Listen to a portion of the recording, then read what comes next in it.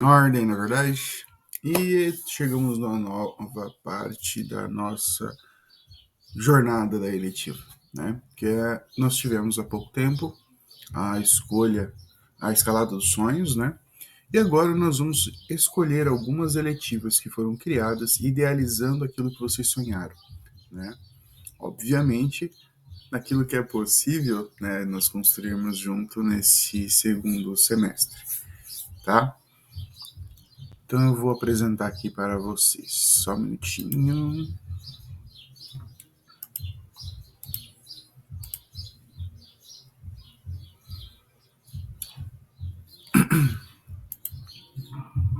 Aqui está. Então, por exemplo, aqui nós temos o nosso feirão, né? Da nossa eletiva. Desculpa o barulho de fundo, mas é inevitável. E nós temos o Dedo Verde, Segurança Financeira e Tecnologia do Viver. Tá? Essas três elas foram idealizadas para que a gente pudesse englobar a maior parte dos sonhos de vocês e, obviamente, que a ementa que eu vou estar lendo, os vídeos que eu vou estar mostrando, não será só isso, tá, pessoal? Essas são pequenas possibilidades das vastas possibilidades que nós temos para trabalhar dentro desses assuntos. Então, o caminho que nós vamos tomar vai ser construído entre nós, né? Em conjunto, tá bom? Então, e sempre quando vocês tiverem alguma opinião, alguma coisa, por favor, sempre falar, né? Para a gente construir literalmente essa trilha, né? Esse caminho junto dos sonhos de vocês, tá bom? Então, primeiro nós temos o Dedo Verde.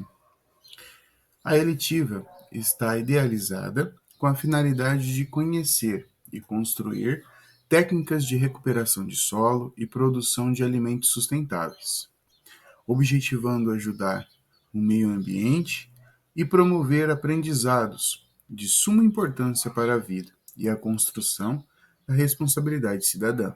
Lembramos, então, que a escola ela não é para formar obrigatoriamente vocês para o vestibular. Nós temos sim que dar o amparo e o mínimo que vocês precisam para caso vocês quiserem fazer o vestibular ou o Enem, né, seguir esse caminho.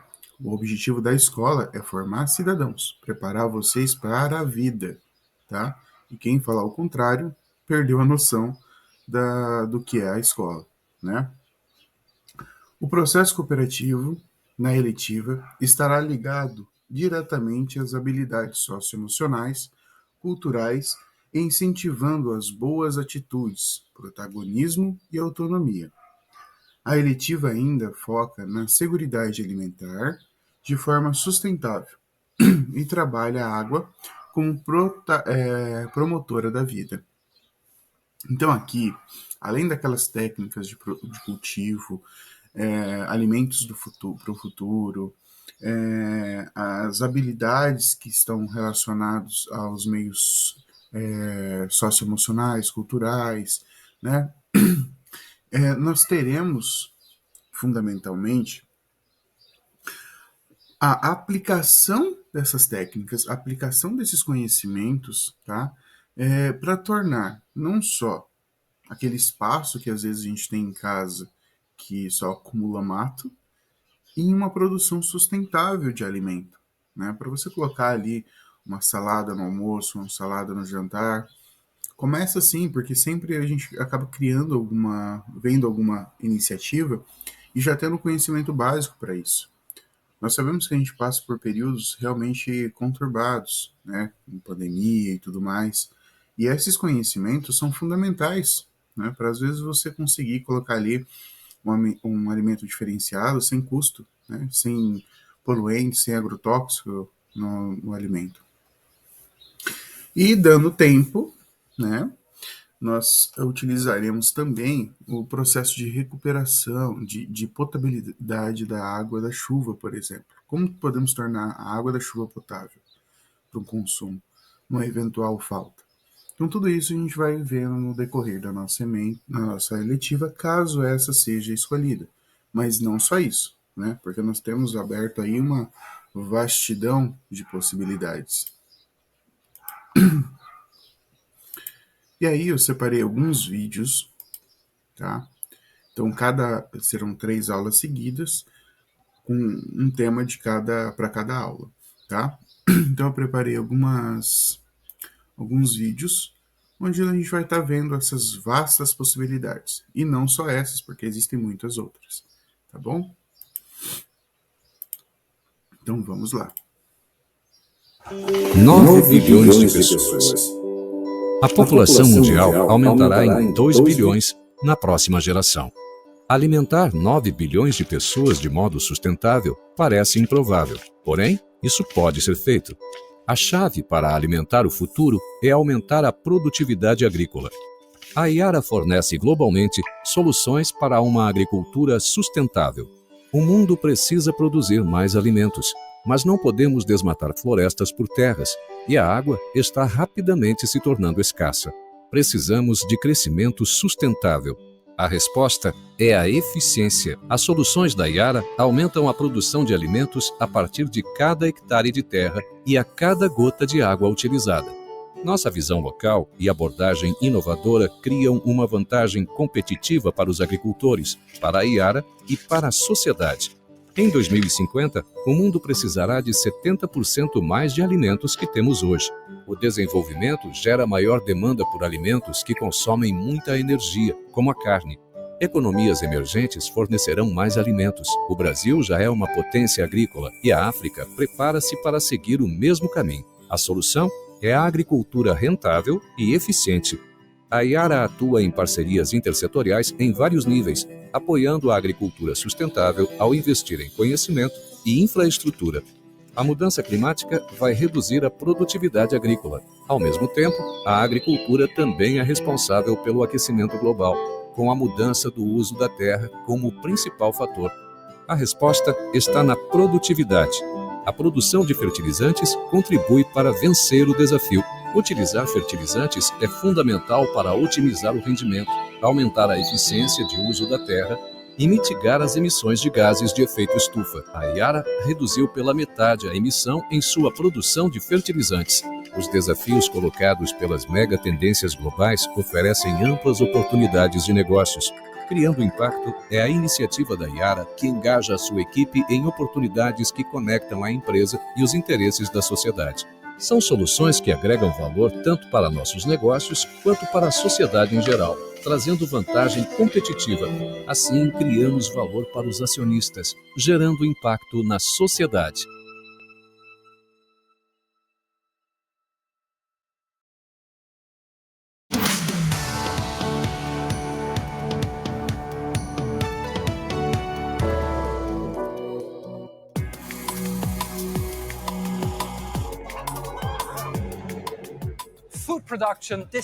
A forma como os alimentos são atualmente produzidos, distribuídos e consumidos é prejudicial para os recursos do planeta. Conciliar negócios e inovação com a preservação da terra é o objetivo do Fórum Internacional de Alimentação e Nutrição deste ano, aqui em Milão. Pelo 10º ano, o Centro Barilha de Alimentação e Nutrição reúne governos, organizações da sociedade civil, setor privado e investigadores para promover uma mudança dramática na mentalidade de todos os agentes da sociedade através de uma plataforma global. Para os investigadores, a mudança é urgente. Este ano gostaríamos realmente de destacar esta palavra, a ação. Estamos a falar muito de questões que enfrentamos, como a sustentabilidade do nosso sistema alimentar, o problema das alterações climáticas na alimentação e na agricultura, mas no que nos queremos focar hoje realmente é na ação para a mudança. É para criar um impacto. E foi por isso que convidamos muitos oradores relevantes para nos ajudarem a encontrar soluções concretas.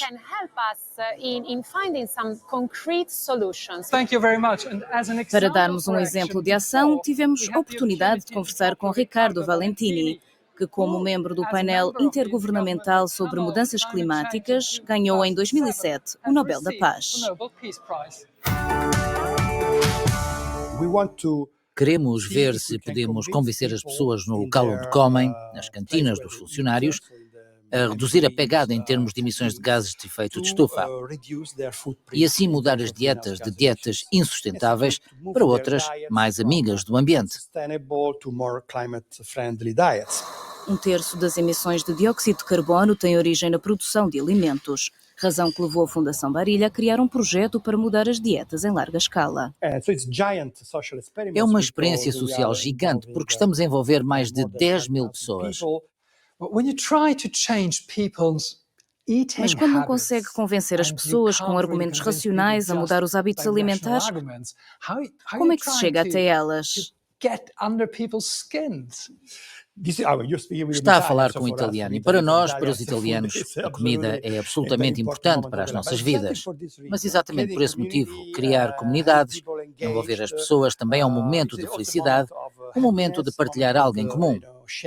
Portanto, acreditamos firmemente na parte social da comida. Também acreditamos verdadeiramente na criatividade dos chefes. Queremos que os chefes se tornem criativos. E acho que eles estão a fazer muitas coisas, com legumes, por exemplo, que são realmente muito atraentes. Estou muito otimista de que podemos realmente começar uma nova forma de comer melhor e ao mesmo tempo fazer coisas boas pelo nosso planeta. O fórum foi também uma oportunidade para discutir um relatório sobre digitalização de produtos agroalimentares, que procura explorar o potencial das tecnologias digitais para tornar a produção de alimentos mais sustentável. André Renda, do Centro de Estudos Políticos Europeus, é um dos autores. Digitalização de alimentos agroalimentares. O que é que isso significa exatamente? Significa colocar sensores no solo e recolher, através desses sensores, as informações sobre quando e como o solo deve ser tratado, se a temperatura está bem, se a umidade está correta, o que pode ser muito mais cirúrgico no tratamento do solo. Também significa enviar um drone sobre um campo, tirar fotos e usar inteligência artificial para perceber que frutas vingam ou não. Isso também significa percorrer o solo e saber exatamente onde pulverizar uma pequena quantidade de pesticida, em vez de pulverizar todo o terreno. Tudo isso é uma visão futurística ou algo que pode ser feito agora? Pode ser feito agora. Dou-lhe um exemplo. Imagina uma pequena comunidade de agricultores que decide unir esforços e usar drones. É possível comprar meia hora de drone a um preço baixo para fazer esse serviço, enviar as informações, ter as informações analisadas e obter o resultado. Muitos oradores apelaram à responsabilidade dos consumidores e da indústria alimentar, mas cada vez mais os participantes concordam que as alterações climáticas e a poluição não podem ser combatidas sem que haja regras claras estabelecidas pelo Estado ou pela União Europeia.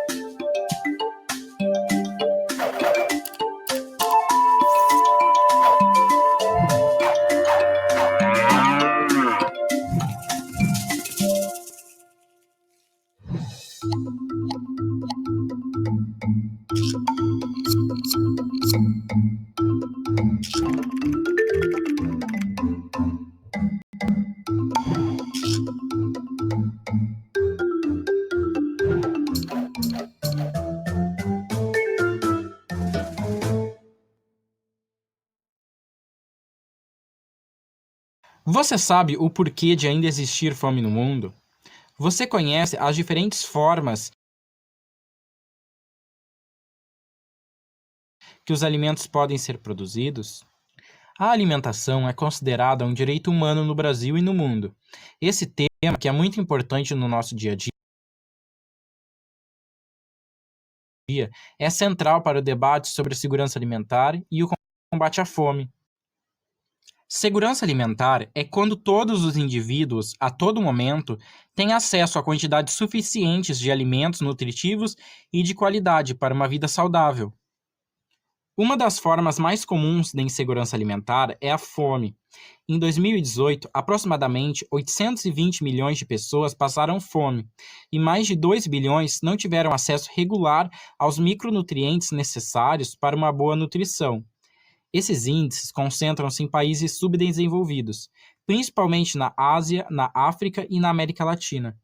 Isso pode acontecer devido à produção insuficiente de alimentos por conta de, por exemplo, condições climáticas desfavoráveis, ao difícil acesso físico e econômico a esses alimentos, por falta de infraestrutura interna dos países relacionada à distribuição e ao armazenamento dos alimentos ou por problemas relacionados ao comércio internacional.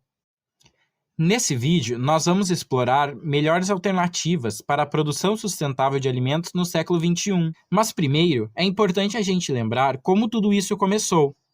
Antes de se fixarem em um lugar, os povos humanos eram nômades, ou seja, migravam em busca de abrigo, água e alimentos sempre que necessário. Quando o ser humano começou a cultivar seus alimentos e domesticar plantas e animais, ele pôde se fixar e permanecer em um lugar. Esse episódio é conhecido como a Revolução Agrícola do Neolítico e ocorreu há cerca de 10 mil anos antes de Cristo. Você sabe quais foram os primeiros locais a passarem pela Revolução Agrícola? Você podia não imaginar, mas um desses lugares foi aqui pertinho do Brasil, na América Central, em razão da grande quantidade de espécies domesticáveis. Outros locais também incluem o Oriente Médio e a China. Com o passar dos anos, a agricultura foi naturalmente sendo desenvolvida em outros territórios pelos povos nativos. Na Europa, as práticas agropecuárias foram ficando cada vez mais intensivas, ou seja, havia preferência pela produção de grandes quantidades de um único produto e ocorria o esgotamento do solo, e as terras também eram concentradas nas mãos de poucos proprietários. Durante as grandes navegações, período no qual Portugal, Espanha, Reino Unido, Holanda e França foram colonizando os novos territórios, as práticas agrícolas que eram tradicionais nesses países também foram alcançando novos locais. Como as colônias eram fonte de diversos recursos, os europeus impuseram a elas sua forma de produzir alimento, ignorando os cultivos tradicionais dos povos originários. Essa situação criou uma relação de exploração que envolvia a produção apenas daquilo que era de interesse para as metrópoles, ou seja, aquilo que não podia ser produzido na Europa e que era comercializado com menor valor comercial, já que não era do interesse das metrópoles que as colônias se desenvolvessem. Para pensar nessa relação, podemos citar o caso do Brasil. O Brasil foi colônia de Portugal por centenas de anos. Anos após a chegada dos portugueses, foi implementado o Pacto Colonial, o qual determinava que só se podia investir no setor agrário e vender esses produtos para Portugal a preços muito baixos, sendo um exemplo disso o cultivo da cana-de-açúcar e a produção do melado e do açúcar. Muito tempo se passou dessa forma, tanto no Brasil como em outras colônias pelo mundo. O próximo evento que marcou a produção de alimentos no mundo foi a primeira Revolução Industrial, em 1776. Esse processo ocorreu primeiramente na Inglaterra e foi marcado pela inserção de máquinas e equipamentos para aumentar a produtividade na indústria de tecidos, e desenvolveram a produção com valor comercial mais alto. O processo de mecanização e tecnificação também foi inserido na produção agrícola, através da introdução de máquinas no campo e no processamento dos produtos, como a semeadora e a descaroçadora de algodão, respectivamente, e do aprimoramento das técnicas de trabalho pelos produtores. Esse evento ficou conhecido como a Segunda Revolução Agrícola. Assim, os países que passaram pela Revolução Industrial nesse período puderam manter sua agricultura em constante modernização, tornando-a mundialmente relevante. Já no século XX, após a Segunda Guerra Mundial, a Europa estava passando por uma crise de alimentos e precisava que esse assunto fosse debatido internacionalmente. Foi nesse período que criaram a FAO, a Organização das Nações Unidas para a Alimentação e Agricultura, que é hoje a principal organização internacional que discute temas relacionados à segurança alimentar, sendo composta por 194 países. Como alternativa encontrada para o combate à fome na época, foi estimulada a produção de alimentos em larga escala, o que viria a tomar a forma da produção de commodities agrícolas existente hoje em dia. Você sabe o que são as commodities? Basicamente, são produtos de origem primária, que servem como matéria-prima e que podem ser produzidos em grande quantidade, sendo bastante valorizados no comércio internacional. O Brasil é um grande produtor de commodities agrícolas, como soja, café e milho, por exemplo. Esse modelo de produção, que envolve a mecanização e a inserção de produtos químicos no campo, ficou conhecido como Revolução Verde e influenciou amplamente a produção de alimentos no mundo. A Revolução Verde tinha como objetivo a erradicação da fome no mundo através do aumento da produtividade agrícola. Entretanto, ela era focada nas produções de grãos, como o milho, a soja e outras commodities, que por muito tempo colaboraram com o uso intensivo do solo e a aplicação inadequada de produtos agrícolas e agropecuários, como agrotóxicos, fertilizantes e drogas veterinárias. Esses fatores caracterizam uma prática não sustentável de produção de alimentos.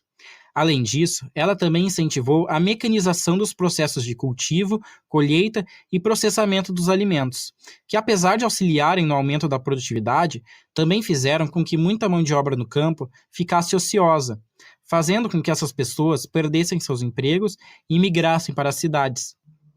Além disso, o uso exagerado de pesticidas, principalmente os agrotóxicos, é prejudicial ao meio ambiente, uma vez que gera desequilíbrios ambientais, como poluição dos cursos d'água e do solo e perda da biodiversidade. Essa perda de biodiversidade ocorre porque esses produtos eliminam espécies que possuem determinadas funções importantes para o ciclo natural. Hoje, tanto os países desenvolvidos como os países subdesenvolvidos lidam com níveis consideráveis de malnutrição, manifestados tanto em casos de subnutrição quanto de sobrepeso. Parte dessa malnutrição se concretiza em situação de fome, seja por questões econômicas ou por problemas relacionados à produção e à distribuição dos alimentos, dificultando seu acesso pelas pessoas. Embora essa seja a forma mais conhecida de malnutrição, ainda há os problemas de saúde, relacionados ao grande consumo de produtos industrializados e ultraprocessados. Em algumas situações, os produtos in natura e de origem animal têm valor comercial mais alto, sendo necessárias opções de alimentos mais baratas, que muitas vezes têm baixo valor nutritivo e podem ocasionar uma série de problemas de saúde, como a obesidade e a hipertensão. Com o aumento da conscientização ambiental e da necessidade de promover formas sustentáveis para produzir alimento para mais de 7 bilhões de pessoas, as práticas agrícolas dominantes têm sido repensadas e outras vêm sendo desenvolvidas. Você conhece alguma delas? A agroecologia é uma prática que incorpora aspectos ecológicos da agricultura, buscando torná-la mais sustentável tanto no âmbito ambiental quanto sociocultural, de modo a preservar o meio ambiente, valorizar o trabalhador rural e melhorar a qualidade de vida dos consumidores através de alimentos saudáveis e nutritivos. Ela se utiliza de estudos, métodos e técnicas que reduzem os impactos negativos no meio ambiente e na sociedade, através do uso de recursos renováveis, tecnologia, associação de diferentes culturas plantadas, reciclagem adequada de resíduos e entre outros. A agricultura orgânica busca principalmente evitar ou eliminar o uso de fertilizantes e pesticidas artificiais, diminuindo danos ao meio ambiente e à saúde das pessoas que produzem e consomem esses alimentos. Além disso, possui nicho próprio de consumidores, garantindo seu lucro e menor concorrência. Sendo assim, são utilizados métodos naturais para a proteção e manutenção das plantações, do solo e dos alimentos produzidos, apresentando menores riscos de contaminação de cursos d'água, lençóis freáticos e solo por aditivos químicos. A agrofloresta é um tipo de sistema de cultivo que incorpora o plantio e/ou a presença de animais em meio a árvores, sendo altamente benéfico para a manutenção da biodiversidade e do solo.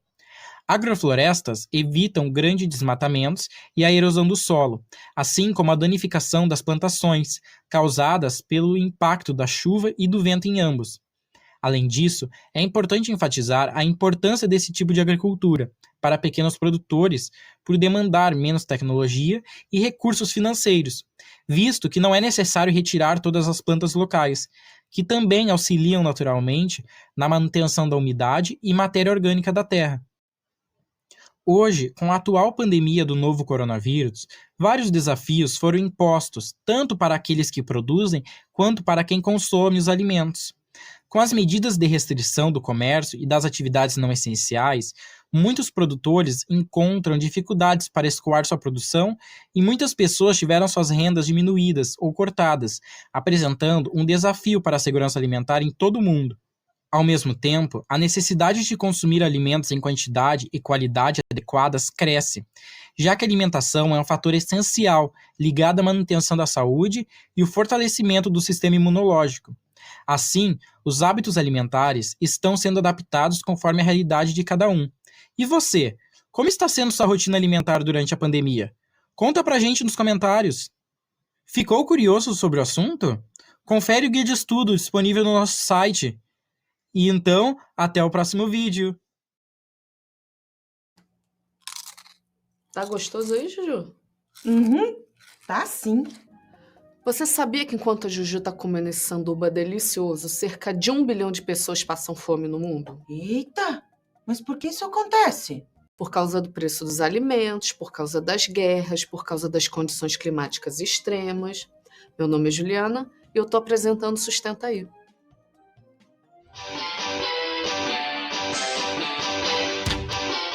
No Brasil, mais de 7 milhões de pessoas passam fome. Quer saber qual é a ironia disso? Nós somos um dos 3 maiores produtores agrícolas do mundo. Só que a gente desperdiça o suficiente para alimentar 35 milhões de pessoas por ano. O que a gente joga no lixo dá, com muita folga, para matar a fome de quem não tem o que comer. Quando a gente fala de desperdício, não é só aquela comida que a gente bota no prato por causa de olho grande. É um processo complexo que começa onde? É um processo complexo que começa com perdas na colheita, depois vai no transporte, com perdas na armazenagem, na venda do alimento. Sabe aquela fruta, aquela verdura que tem aquela manchinha feia que por causa disso a gente não leva para casa? Então, isso não significa que ela esteja ruim. Às vezes ela só nasceu assim feinha, só que ninguém tem culpa se não nasce bonita. A alimentação sustentável, ela trata de um monte de coisas. Uma delas é isso que eu falei, que é o desperdício. Mas ela também fala de alimentação saudável. E tá super na moda ser fitness, tem Instagram mostrando barriga trincada, comer coxinha de whey. Mas ao mesmo tempo em que tá na... Mas ao mesmo tempo que está na moda ser saudável, a gente tem um problema grave de obesidade. No mundo, mais de 2 bilhões de pessoas ou são obesas ou estão com sobrepeso. O Brasil está entre os 5 países com mais incidência de obesidade no mundo. Isso acontece por causa do crescimento econômico, por causa da urbanização, por causa das mudanças no padrão de consumo. Quando a gente fala desse assunto, tem uma série de custos indiretos, e não era isso. Era isso! E quando a gente fala desse assunto, tem uma série de custos indiretos que são associados a ele. Principalmente quando a gente fala de saúde pública. Só que convenhamos, né? Alimentação saudável é cara pra caramba. Me diz quem é que tem dinheiro para pagar R$16 todo dia num pão sem glúten.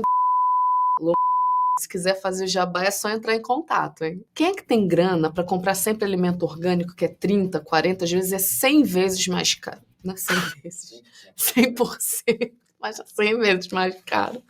Quem é que tem grana para só comprar alimento orgânico, que às vezes é 30, 40, 100% mais caro que o alimento normal? É claro que se a gente colocar na ponta do lápis os benefícios diretos e indiretos, super compensa a gente fazer uma alimentação orgânica. Mas vamos jogar real. O Brasil é um país pobre, a gente está numa crise econômica violenta, a gente tem um contingente de 13 milhões de desempregados, então uma demagogia do caramba chegar e falar para todo mundo, olha, vocês só têm que comprar orgânico. E tem também uma coisa muito curiosa sobre os alimentos orgânicos. A verdade é que mesmo sendo muito caro, eles viraram modinha. E é tão modinha que a agricultura de massa percebeu isso. Um dia desses eu recebi um release de uma dessas organizações de alimentos orgânicos de que eles iam levar uma comissão de produtores para uma feira na Califórnia para exportarem alimento orgânico para os Estados Unidos.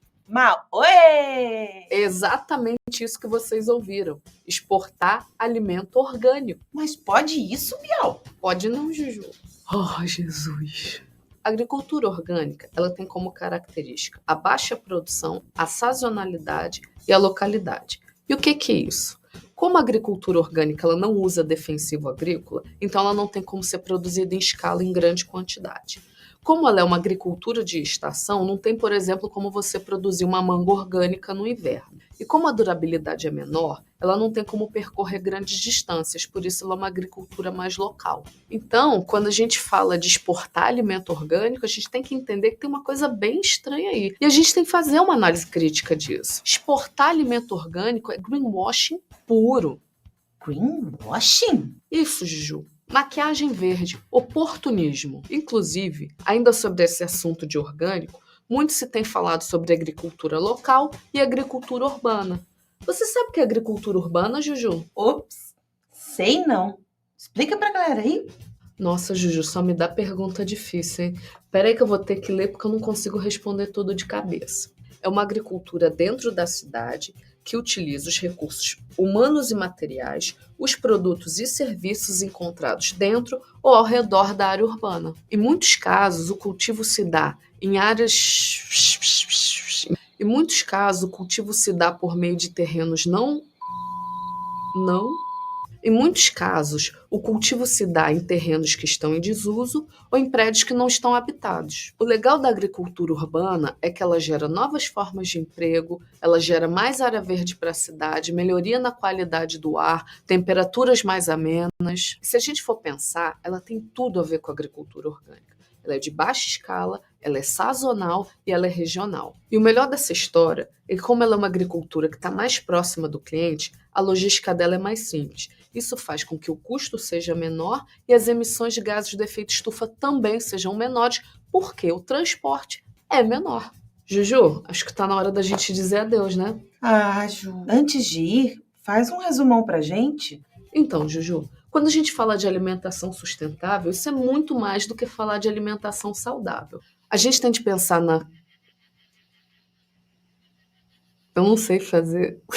A gente tem que pensar na questão do desperdício, na questão da obesidade, do custo da alimentação saudável e também das novas possibilidades, como a agricultura urbana e fazer uma horta dentro de casa. Enfim, galera, é isso. Se você gostou desse vídeo, curte a gente aqui no canal, deixe o seu comentário e não esquece de se inscrever. Participe também de nada. Como participar do quê? Vai participar do quê? Se inscreve aqui no canal e curte a gente nas redes sociais. Todo dia tem conteúdo novo no Facebook, no Twitter, no Instagram e sei lá mais onde você quiser. Pronto, ó, já fiz várias cenas aqui, só tirar o áudio.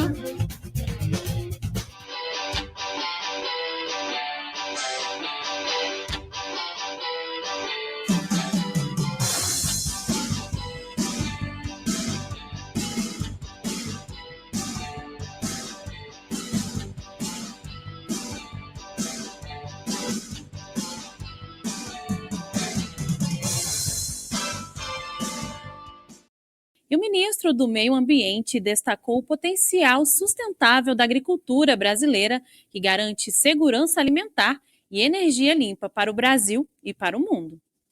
A nossa agricultura real é sustentável e nós vamos caminhar mostrando que essa agricultura vai produzir comida, energia e, especialmente, quando se fala de energia, eu trago um destaque aqui ao cuidado que nós temos que ter na política ambiental.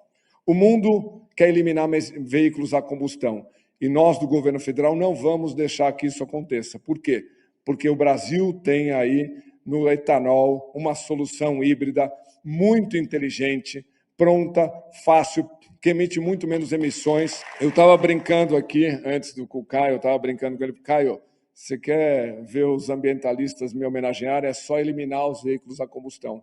E não é isso que nós devemos fazer. Nós devemos ter a racionalidade e responsabilidade. O exemplo do etanol é um exemplo global. O Brasil pode ser, sim, o berço, já é o berço do veículo híbrido. Nós podemos exportar veículos híbridos. E eu chamo a atenção, nem toda árvore tem uma tomada para carregar um veículo elétrico, mas toda cidade tem um posto de combustível com etanol que pode abastecer o seu carro híbrido.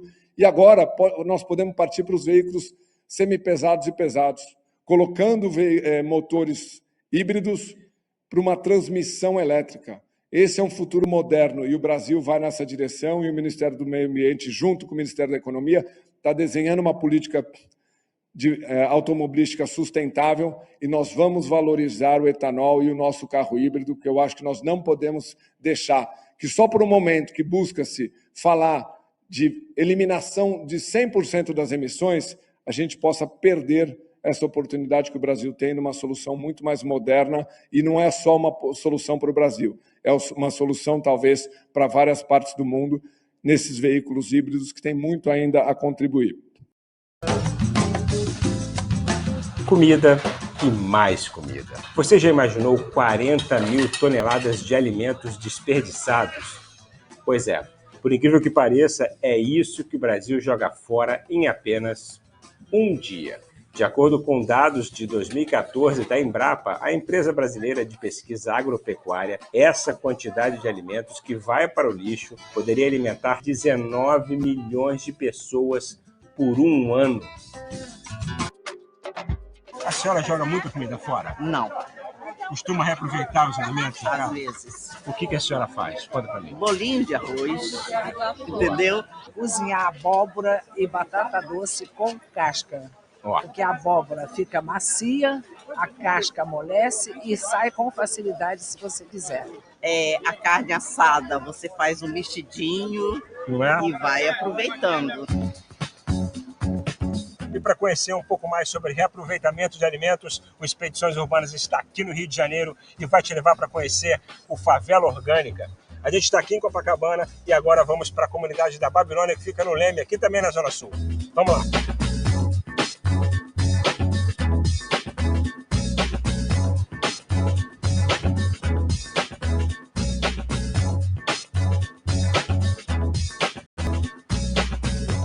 Estou chegando aqui na comunidade do Morro da Babilônia, onde vivem mais ou menos 4 mil pessoas. E hoje a gente vai conhecer uma moradora que faz a diferença por aqui. É Regina Celli. Ela é criadora do Favela Orgânica. Então, vamos subir a ladeira.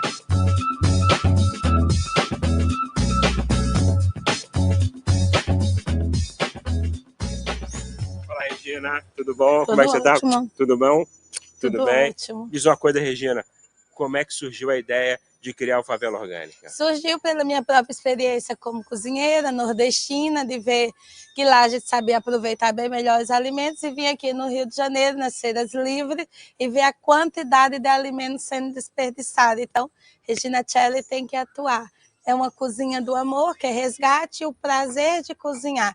E a gente pegar todos os alimentos que ia ser jogado fora, por exemplo, pegar um talo de um brócolis, usar o talo completamente, pegar um brócolis, fazer 5 pratos diferentes. Que a ideia é levar mais alimento para a mesa sem desperdiçar e sem gastar financeiramente. E sem desperdiçar os nutrientes, exatamente. Né? Agora, isso tudo surgiu muito lá na infância, não é, Regina? Isso. Como é que foi essa história aí, lá na infância, na Paraíba? Não, que isso é costume lá na Paraíba. O que se a gente não se come, dá para os animais domésticos. E o que, por exemplo, uma abóbora, a gente usa uma abóbora com a casca, uma batata doce com a casca. E aqui, uma cidade dessa, com a variedade e a quantidade de alimentos ser desperdiçado, não dá, né? Muito bom. Quero conhecer agora a sua cozinha do amor, a cozinha mágica. Vamos conhecer a cozinha do amor? Vamos sim, claro. Vamos agora conhecer uma das oficinas do Favela Orgânica que a Regina faz aqui na comunidade da Babilônia, com o objetivo de incentivar as pessoas a evitar o desperdício, economizar dinheiro e aproveitar melhor os alimentos.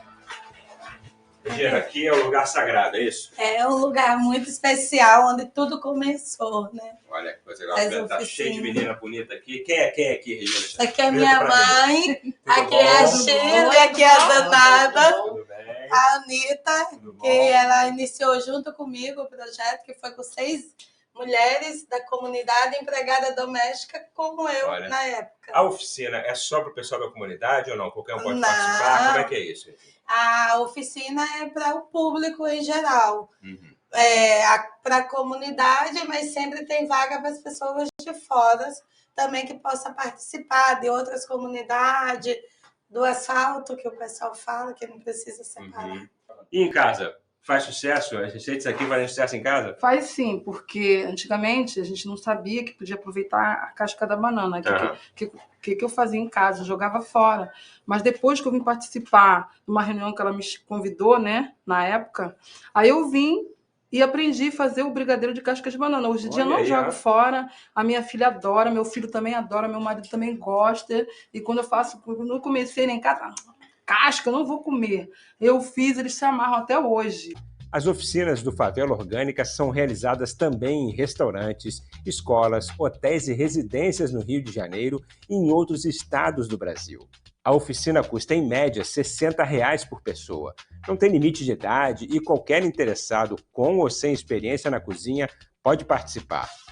Pela iniciativa, a Regina ganhou em 2014 o Prêmio Sebrae Mulher de Negócios, na categoria Microempreendedora Individual.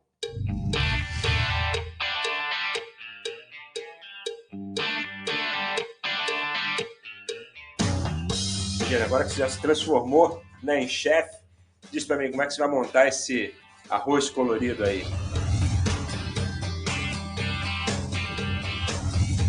Eu vou fazer agora um arroz de cascas de legumes e talos. Todos os alimentos que ia ser desperdiçado na feira, esse monte aqui, a gente vai fazer um arroz bem gostoso, bem nutritivo e sem falar de baixo custo. E vamos usar o talo do agrião. Vamos picar ele bem pequenininho. Quanto menor você conseguir cortar, melhor. Casca de abóbora ralada. Aqui é a folha de brócolis, que geralmente a gente costuma jogar fora, mas ela também vai para o nosso arroz colorido. Você pega ela, lava, higieniza, você corta ela como se fosse couve. Quanto mais fininho você conseguir, melhor. Agora vai ser a salsinha, que geralmente os talos são jogados fora. E aqui a gente vai picar e colocar, picar bem picadinho e colocar em nosso arroz. Aqui são as folhas de alho poró, que geralmente é jogada também fora. E aqui a gente vai colocar no nosso arroz colorido, que só com as cores dos ingredientes eu já estou bem feliz. E aqui a nossa sobremesa. A nossa sobremesa, que é nossa estrela. Nossa estrela. A casca de melancia, que vai ser um doce de casca de melancia com coco. Muito bom, que delícia. Estou a esperar isso sair aí, porque eu estou cheio de fome. Então vamos ligar o fogo. Vamos nessa, né? Vamos nessa. Enquanto a Regina prepara o arroz colorido e o doce de melancia, vamos relembrar o que ela está usando nas receitas e conhecer melhor o valor nutritivo de cada ingrediente. Vamos lá, o talo do agrião é rico em iodo, que fortalece o nosso sistema imunológico e ajuda a combater resfriados e doenças respiratórias. As folhas e o talo do brócolis são ricos em cálcio, que é importante para a formação dos ossos e dos dentes, e também tem ácido fólico, que é indicado para gestantes. Na casca da melancia, na parte branca, tem uma substância, a citrulina, que ajuda na regeneração muscular. E também a arginina, que estimula o fluxo sanguíneo, diminuindo a pressão arterial.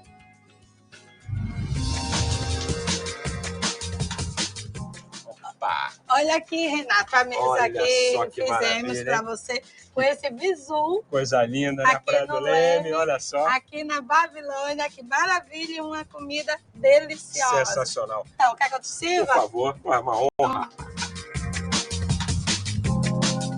Sensacional, aprovadíssimo. Olha, realmente, o curso que você dá aqui é um curso que é só para o pessoal da comunidade? Não. É para todo mundo. É para todo mundo, quem tiver com vontade de aprender, interesse, economizar. É uma cozinha, como eu te falei, de resgate, prazer de cozinhar. E você vê, né, todos os alimentos que a gente ia jogar fora, todas as cascas e tal, você transformar num banquete desse. É incrível. Né? Agora, como é que a pessoa faz para fazer o curso? Como é que ela chega até você? Blog favelaorgânica.com, que vai direto para o meu e-mail e a gente já fica íntimos.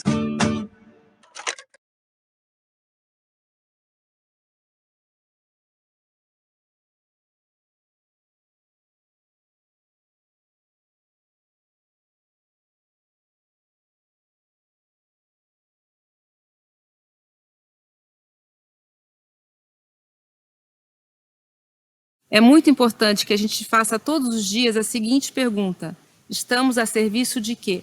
O desperdício é uma desordem cultural, social.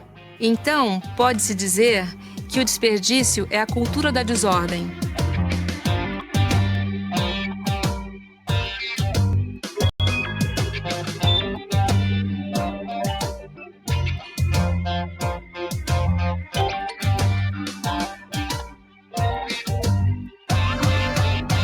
Mais de 30% de todo alimento produzido no mundo, mais de 30% de tudo não vai pro prato de ninguém.